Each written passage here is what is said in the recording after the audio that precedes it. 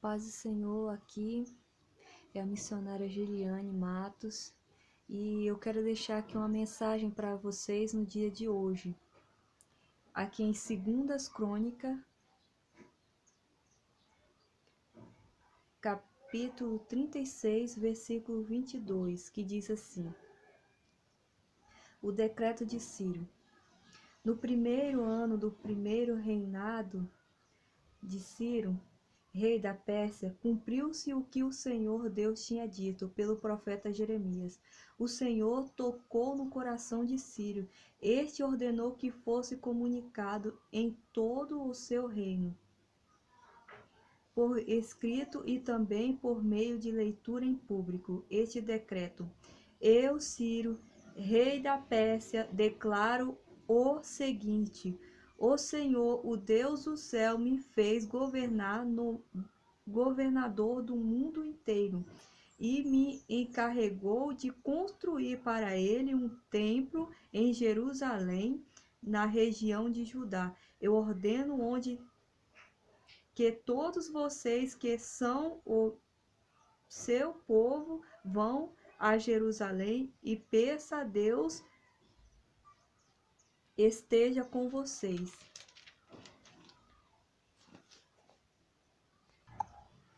Podemos ver, irmãos, na palavra do Senhor, naquele tempo, antes do povo ter sido dominado pelas pessoas da Babilônia, na época quando aqueles reis do passado pecaram contra Deus, pecaram, o rei pecou e o povo também começaram a pecar, adorarem deuses estranhos, oferecerem as suas crianças em sacrifício a ídolos. Então Deus, ele se irou com aquele povo que pecou contra Deus, que pecou contra a vontade do Senhor e se desviou dos caminhos de Deus. Eles se desviaram de servir a Deus. Então eles começaram a abandonar o seu Deus que esteve com ele, que esteve com seus antepassados, lhe traziam e lhe trouxe do deserto, trouxeram eles da escravidão lá do Egito. Lhe mostraram coisas grandes que nenhuma outra nação pôde ver e lhe entregaram aquela terra. Mas eles começaram a se corromper com as coisas, com as culturas dos outros países, com as outras culturas, começaram a adorar imagens. E além deles adorarem a imagem, ainda levavam o povo ao pecado também, ao povo se desviar da presença de Deus. Até que o Deus permitiu que o rei Nabucodonosor dominasse aquele povo, dominasse o servo deles. Quantas vezes, meus irmãos, nós temos pecado perante a Deus? Nós se desviamos da presença de Deus quando estamos em momentos de bonanças, em momentos de alegria. Nós começamos a nos afastar.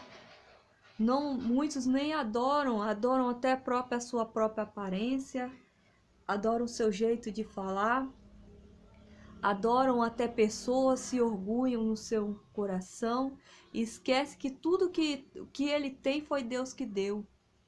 E muitas vezes, quando Deus quer corrigir um de nós, corrigir o teu povo, ele pode levantar até quem não é, quem não é servo do Senhor, quem não é temente a Deus, para nos corrigir.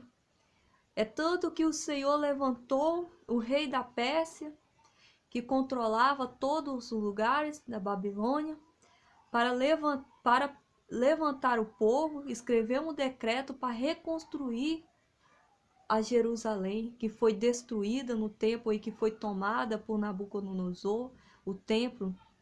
Quantas pessoas, irmãos, muitas vezes Deus pode levantar aquelas pessoas que você menos espera, até mesmo quem não está no nosso meio, para poder nos abençoar e nos tirar de uma escravidão espiritual. Mas quantas vezes, irmãos, nós às vezes somos escravos hoje, muitas vezes não é do homem, é do pecado. Quantas vezes nós se desviamos, nos afastamos da presença de Deus, crendo que ainda está agradando a Deus, fazendo coisa que não agrada a Deus, mas não percebe que se tornou escravo de um reino espiritual do mal.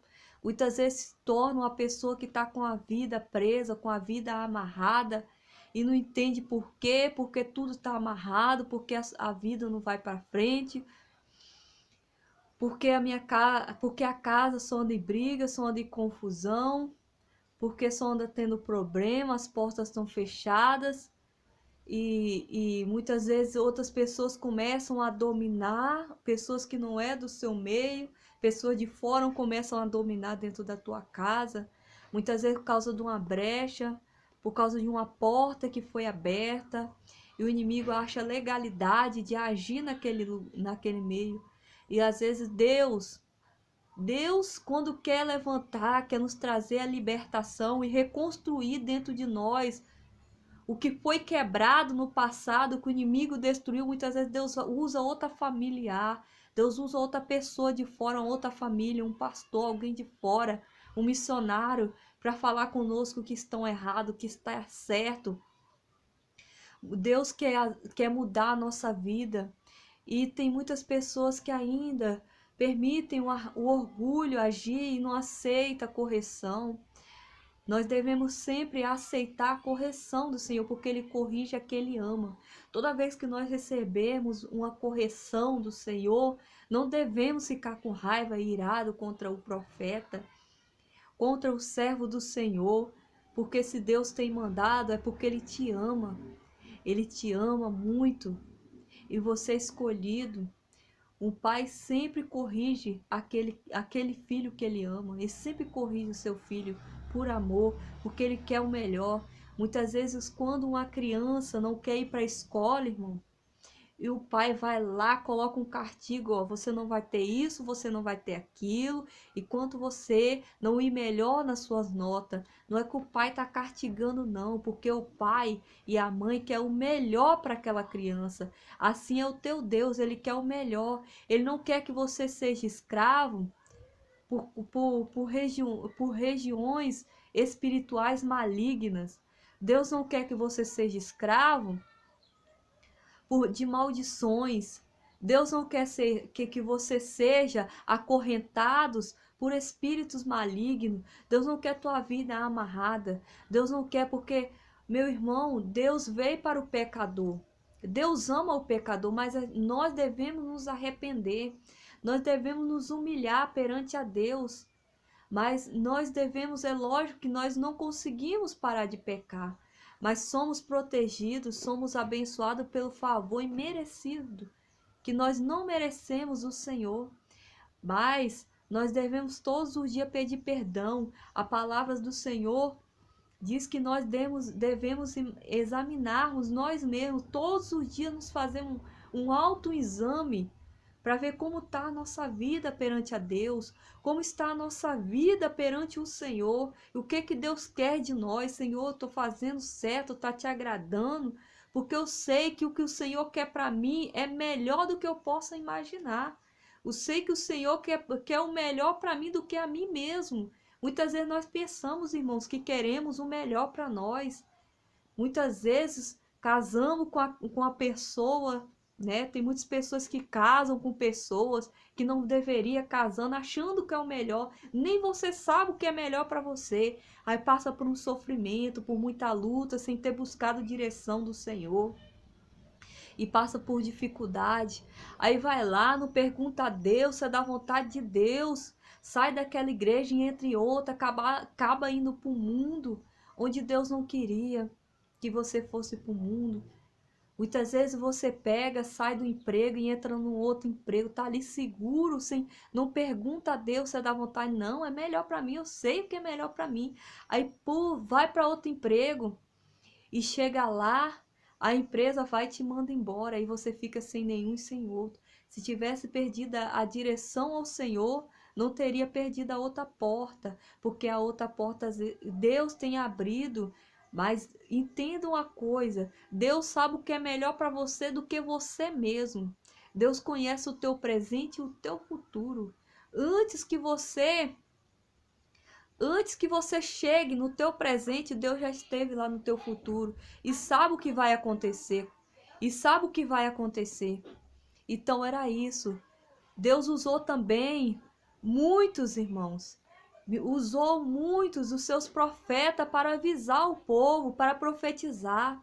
E teve, irmão, naquele tempo que um rei foi e matou o profeta, porque estava falando que Deus não estava se agradando, estava avisando.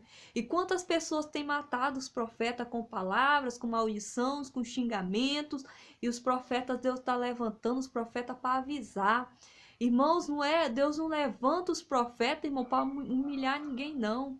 Deus levanta os profetas para avisar quando vê que o povo está saindo da direção, que o povo tá se corrompendo, porque, irmãos, toda a cidade de Nínive ia ser destruída, mas aquele povo se arrependeu, vestiram vestes de saco, e o furor da ira de Deus se afastou daquele lugar. Essa realmente é a visão que nós devemos ter. Quando Deus usar um profeta para falar conosco sobre alguma direção, é para nós ir nos humilhar, irmãos. Não levantar e empinar o nosso nariz, não. É para nós ir dobrar nosso joelho. Senhor, me livra, né? Me livra desse mal, Senhor. Eu sei que eu sou pecador, eu não consigo parar de falhar, mas o Senhor, Pai, me perdoa dos meus pecados. Eu vou fazer o melhor para te agradar. Então você alcança a misericórdia, pois a Bíblia fala que aquele se humilha alcança misericórdia, irmão, alcança exaltação. Então Deus exaltou aquele povo lá em Jonas, né? Se os irmãos quiserem ler um livro bem pequeno, tá ali contando a história de Jonas. Jonas dali ficou olhando, esperando Nínive ser consumida pela ira e o fogo de Deus, mas Nínive fez ao contrário. Nínive se humilhou. Hoje é o que nós temos que aprender, a se humilhar e nos arrepender. Não é empinando o nosso nariz, mas se colocando na posição e na vontade do Senhor, que é o que Ele quer. É nos colocando, irmãos, na vontade e nos humilhando perante a Deus, porque não tem coisa melhor, meu irmão. Quantas vezes nós humilhamos perante o homem, né?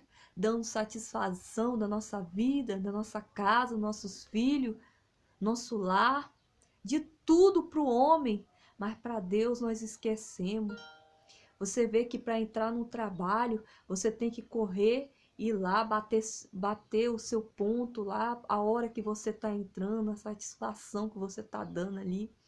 E se você chegar atrasado, você tem que explicar qual é o motivo que você chegou atrasado e falar que não vai continuar assim, né, para segurar o teu emprego. E hoje em dia, né, o irmão, às vezes um pastor chega atrasado, às vezes falta, né, por via de trabalho, chega na igreja e conta qual é o motivo que ele não pôde ir, né, explica, dá satisfação, porque para Deus a gente não pode dar satisfação, né? Nós só damos satisfação para as pessoas dessa terra, porque para Deus nós não podemos dar satisfação, nós não podemos, né, se humilhar perante a Ele, né? Por que que a gente não podemos se humilhar e pedir perdão do nosso pecado, das nossas falhas? E eu quero ler aqui, meus irmãos, aqui em Esdras, né, continuando no mesmo assunto, Esdras capítulo 4, versículo 2, que diz assim: Então foram falar com Zorobabel e com os chefes de família e disseram o seguinte: queremos construir o templo junto com vocês. Nós adoramos o mesmo Deus que vocês e temos oferecido sacrifício a ele desde o tempo de Esarhadon, rei da Síria, que nos mandou morar aqui. Porém, Zorobabel, Josué e os outros chefes de famílias israelitas responderam: Não precisamos de vocês. Nos ajudem a construir um templo para o Senhor, nosso Deus. nós vamos fazer isso sozinhos, como Ciro, rei da Pérsia, mandou. Então a gente daquela região fez tudo para desanimar os israelitas e para pôr medo neles, a fim de parar a construção. Além disso, deram dinheiro a certos funcionários do governo para que estes atrapalhassem os planos dos israelitas. E os inimigos fizeram isso durante todo o tempo em que Ciro foi rei da Pérsia, até o reinado de Dário, rei de Pérsia. Pensa bem, mesmo o rei que liberou um decreto para reconstrução de Jerusalém, das muralhas, do templo, ainda houve inimigos que tentaram atrapalhar. Tentaram de várias maneiras, de várias formas, atrapalhar a reconstrução. Ameaçaram Neemias, tentaram de tudo para intimidar ele. Olha só, irmãos. É difícil você construir algo, irmão. Mas para reconstruir algo que foi quebrado dentro de nós, que foram quebrados dentro do nosso ser espiritual, é mais difícil ainda, porque o inimigo vai tentar de tudo para você não conseguir se levantar. Ele vai tentar de tudo para você não restaurar aquela comunhão que você tem com Deus, que você tinha antes. Vai ser muito mais difícil. Eu já ouvi muito aquela palavra, a glória da segunda casa será maior que a da primeira. Até entenda, irmãos, porque depois que você perde, algo foi quebrado dentro de você, algo foi quebrado, né, dentro de você, né, uma estrutura forte que foi quebrada, irmão. É por causa de algum pecado, de alguma legalidade ou de alguma desobediência que nós fizemos sem buscar a direção de Deus.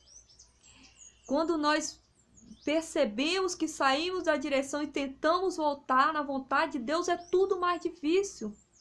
Foi tudo difícil para voltar. Neemias veio Esdras como mestre da lei, veio Neemias para tentar colocar o povo para seguir as leis novamente. Tá? O povo já estava acostumado em outra cultura, há muito tempo já não cultuava, não tinha um Páscoa, não tinha nada, não tinha mais sacrifício, não tinha incenso. Então, para manter aquela... não sabiam mais, só devolviam seus impostos para a Babilônia, para a Pérsia, não sabiam mais ofertar para ajudar o templo, a obra do Senhor, para alimentar os levitas, para ficarem ali adorando ao Senhor. Pensa, para voltar de novo ao que eles faziam antes, é muito mais difícil. É muito difícil, irmão. É força de vontade quando você fala assim, eu quero. Quantas vezes o Senhor fala, você quer se levantar? Não sei, talvez não, diga eu quero, eu consigo, eu decidi me levantar. Não é mais coisa do coração. A Bíblia fala que o coração do homem é enganoso. O coração fala, não sei, talvez eu vou passar luta. Não, vou ter que mudar umas coisinhas. Não, não ouve o teu coração. Ouve o Espírito do Senhor. É uma decisão. Mudança, irmão, é decisão. É decisão. Você falar assim, eu não vou fumar, você diz assim, a partir de hoje eu não vou mais usar uma droga. Você decide, não vou usar, aguenta um dia, aguenta o segundo dia, aguenta o terceiro, aguenta o quarto. Amanhã eu vou contar um testemunho para vocês que aconteceu comigo, né? E eu falei para tudo a jeito. Desculpa, irmãos, que meu telefone tocou, eu pausei para continuar, né? Para tudo tem jeito. Você olha assim para tua vida e fala, não tem jeito. Tem jeito sim, meu irmão. Tem jeito sim. Para tudo tem jeito. Com Deus, Ele resolve tudo. Lança tua vida perante a Deus. Lança a tua vida e fecha os seus olhos para os impedimentos. E se Neemias tivesse ouvido os inimigos dele, os inimigos do povo de Deus, ele não tinha conseguido reconstruir o templo. ele não tinha conseguido reconstruir as muralhas. Então, é isso que Deus quer. Não desista, não desista e não ouça os teus inimigos, não ouça os inimigos da tua fé. Não ouça e continue no teu propósito perante o Senhor.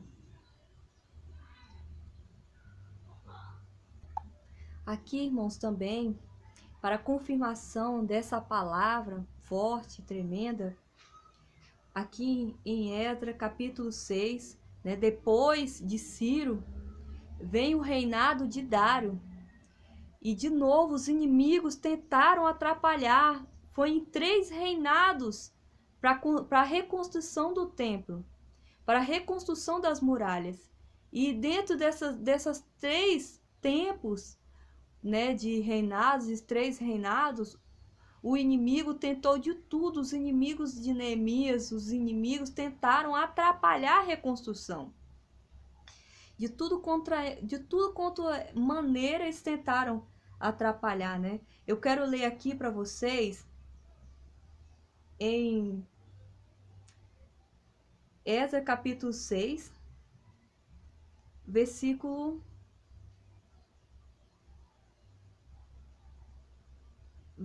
6, que diz assim: a ordem de Dário. Então o rei Dário ordenou a seguinte resposta. São estas ordens do rei Dário para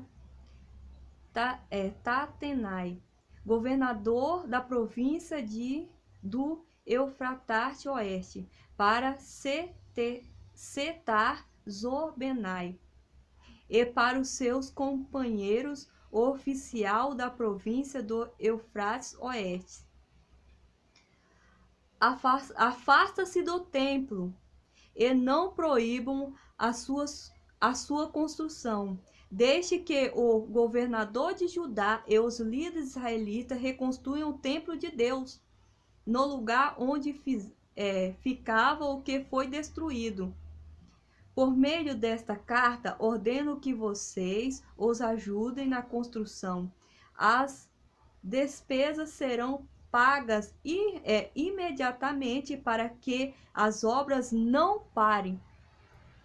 Imagine, meu irmão, já pensou Deus usar o rei da Pérsia, da Babilônia, e falar que é para ajudar na despesa da construção, né? Eles tinham o povo de Israel como escravo deles e liberar aquele povo todo, porque Deus tinha escolhido Ciro e Artaxerxes. E depois Dário leu, né? Os inimigos tentou, ele leu nos papéis, por ordem, né, dos oficiais, ele procurou nos papéis que Dário foi levantado.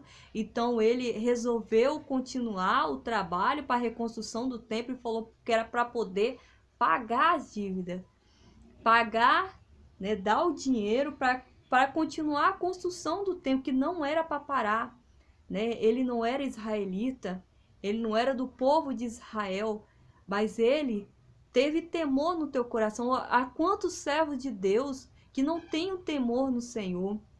É admirado que Deus, quando Deus quer fazer uma obra, ele levanta até quem não é dos nossos para abençoar, até quem não é dos nossos para poder abençoar a tua nação, para abençoar o teu povo, para abençoar a tua casa. Até quem não é da tua casa, ele usa para abençoar a tua casa. É assim que Deus faz. Quando você tem o propósito de não desistir de algo, é assim que Deus faz, né? Que a obra ela não deveria parar. Logo, e aqui tá, ó, o dinheiro para isso será tirado do tesouro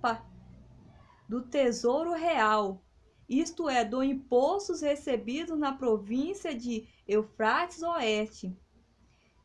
Deem aos sacerdotes de Jerusalém todos os dias, sem faltar, tudo o que eles disserem que precisam: bois novos, carneiros e carneirinhos para serem completamente queimados como oferta ao Deus do céu. E deem também trigo, sal, vinho e azeite. Aqui é Dário falando. Isso será feito para que assim ele ofereça sacrifício que agrade ao Deus do céu e ore pedindo as suas bênçãos para mim e para os meus filhos. Se alguma pessoa desobedecer esta ordem, ordeno também que vocês atravessem o seu corpo com uma viga pontuda, tirada da sua casa. Depois fiquem a viga no chão. Além disso, derrubem a sua casa e a faça virar um montão de entulho. Continuando aqui no versículo 12.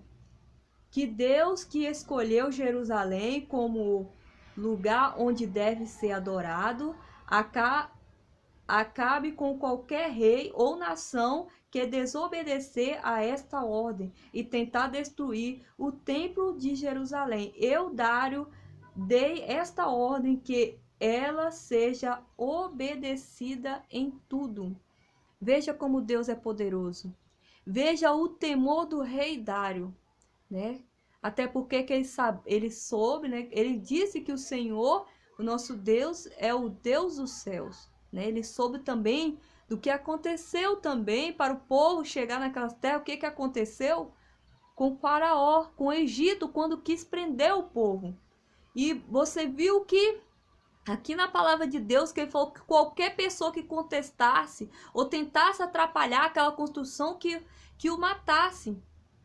E matasse com a viga da sua própria casa, e depois ficasse no chão e destruísse, e tornasse a casa daquela pessoa um monte de entulho. Veja o temor, veja o que Deus faz quando você decide, irmãos, a fazer algo que agrada a Deus, meu irmão, você recebe favor. Olha o favor que Deus deu para o povo de Israel através do rei Dário. Primeiro começou com o rei Sírio. Mas houve impedimento? Houve, mas eles não desistiram, meu irmão. Eles continuaram a construir, eles continuaram a reconstruir o templo de Jerusalém, continuaram a reconstruir as muralhas, tirando os entulhos. Os entulhos são aquilo que vai juntando, né? Ajuntando de acordo com os tempos, a bagunça, a sujeira foi tirando. Então, olha só o favor de Deus para com Israel. Mesmo que eles cometeram aquele pecado, mesmo que eles adoraram outros deuses, casaram com mulheres estranhas, né? Desobedeceram, colocaram estátuas, né, de ídolos dentro do templo de Deus, o lugar de Deus, né?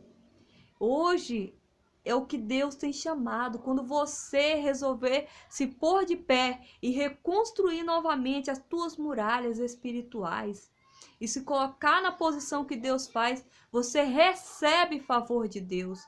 Você não está sozinho na batalha, você não está sozinho nesta luta, porque Deus está contigo.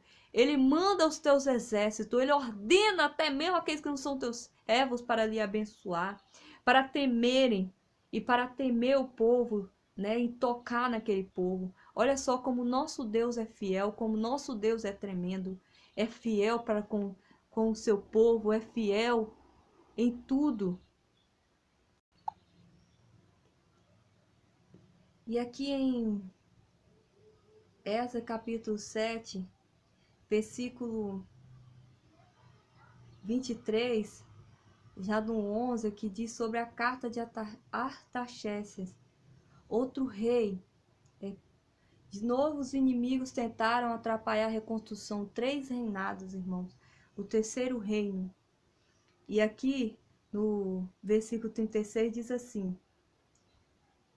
deverão ser cumpridos com todo o cuidado as ordens que o Deus do céu der a respeito do teu templo, para que assim eu tenha a certeza de que ele nunca ficara irado comigo, nem com os meus descendentes, que fossem reis depois de mim. Vocês estão proibidos de cobrar qualquer imposto dos sacerdotes, dos levitas, dos músicos e dos guardas, servidores do templo ou de qualquer outra pessoa ligada a esse templo. E você, Esdra, usando a sabedoria que o seu Deus lhe deu, nomeie administradores, juízes para governar todo o povo da província de Eufrates Oeste, isto é, todos o que conhecem a lei do seu Deus. Ensine essas leis aos que não as conhecem. Quem desobedecer às leis do seu Deus ou às leis do reino será castigado imediatamente. Será morto ou expulso do país, ou preso, ou as suas propriedades serão tomadas. Olha que tremenda essa palavra. Olha que tremendo. Olha como Deus abençoa. Coloque-te de pé. Coloque-se de pé, que Deus é fiel contigo. Chegai-vos a Deus e ele se chegará a você. O povo queria novamente se achegar a Deus. E Deus se achegou a ele. O povo queria. E eles começaram a se colocar de pé diante de Deus novamente. Né? Chegai-vos a Deus e ele se achegará a você. Quero deixar essa mensagem ao coração de cada pessoa e que Deus abençoe a tua casa e a tua família. Eu quero deixar aqui uma oração para você. Deus amado, Deus de poder e glória, abençoa, Pai, esta casa, Senhor, esta família, este lar, Senhor, que está ouvindo essa oração, Senhor. Derrama do teu poder, Senhor. Cura, Pai, se a pessoa estiver com alguma enfermidade, Senhor. Aonde estiver ouvindo essa oração, Pai, se tiver qualquer barreira espiritual, qualquer problema, qualquer dificuldade, que o Senhor joga por terra em nome de Jesus. Amém.